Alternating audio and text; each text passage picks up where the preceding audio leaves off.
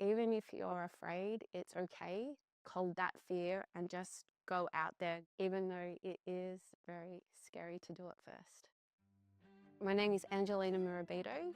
My age is 41 and I'm from Chelsea, which is the outer suburbs of Melbourne, more towards Frankston. I am an action artist. I've been doing art all my life, basically, and my formal studies was in creative writing and English literature, but I'd always, while I was studying, whenever I could, get a studio, make a whole heap of art, and I moved around a lot, so I'd have to dispose of it basically and then get on with the studies, and then so constantly making art. It's just something that I've always done, and then in the past recent years I've started to exhibit and make my artwork available for sale, and writing has taken a back step in my life.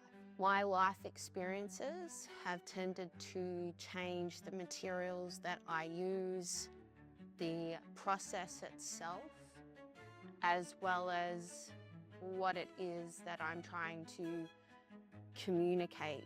Like my formal studies was in writing, so I articulated and expressed myself quite differently. But now I'm at a point where the challenge for me is how do I communicate without form and without words and just have an experience transmission from one person to another. What made me choose air dry clay and mixed media is that it allows me an extreme form of texture and to come out of the canvas. And there's something very beautiful about how far you can get off the canvas, because it means whatever time of day the painting's on the wall, the light will shine on it and it will be an ever-changing, like it'll be a living canvas on your wall. And so the more it comes out, the more you're going to get that happening throughout the day in different tones of light. And I love that kind of idea of every time you come to it, you see something different, and you also as a person are different, but the lighting's different. So it's like, yeah, the idea behind it. The art world, I feel like it's such a prism. It's got so many facets and so many, I love that about it actually, but the challenge is you don't know how to read it, you don't know how to engage with it, you don't know how to become a part of it, really. What am I working on now? So this is the pieces that I'm working on now. So what I used to do was do the texture painting with thick paint with palette knives and painting on an easel on the wall. But what I do now is the texture underneath, and I let it all dry because, as I said, I'm coming out really high from the canvas. And so then I paint the rest on the floor, the top layer with the running paint, which is what we're going to do now. And it's the way that I did the Mora, which is the Fates painting, the other one. So that's the same technique and process is with what I'm doing now.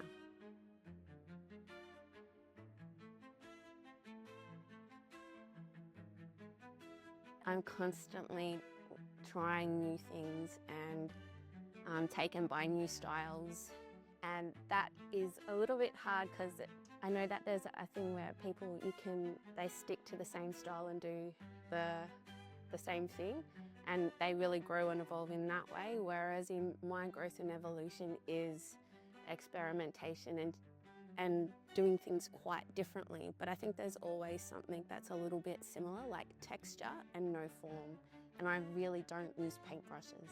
I had a significant functional seizure where I lost my ability to write and work in writing, and ever since that then the artwork was all I could do. And because that's all I could do and I needed help to recover, people started seeing my art. So that's how then I started getting into oh, okay, I can exhibit, I can sell it, I can do this.